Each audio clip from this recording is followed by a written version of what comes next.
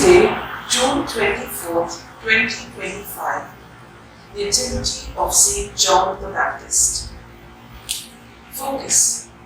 Immediately his mouth was opened and his tongue loosed, and he spoke, blessing God. The birth of John the Baptist brought great joy to all.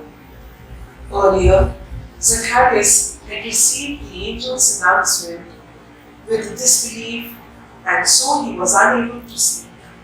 He forgot that God's promises are rock solid and recovered his speech only when he believed. Then he could not contain his praise and thanksgiving to God. The people were amazed. We have the power of speech. When we receive favors, we should praise God. But we often choose to remain mute, either through ingratitude or pride, or because we take God's blessings for granted. A man who was deaf and dumb was healed by Jesus. One moment he was unable to speak, and the next he could speak clearly. The people there too were astonished.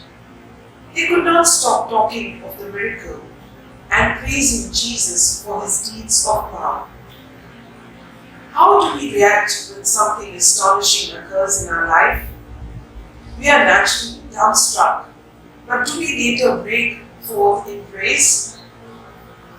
Giving praise should be second nature. This is the meaning of our existence.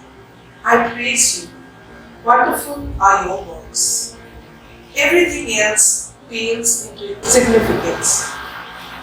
Today, we celebrate the nativity of John the Baptist. He used his tongue to prepare the world for the coming of Jesus, a unique mission indeed. First, I will make a habit of praising God always.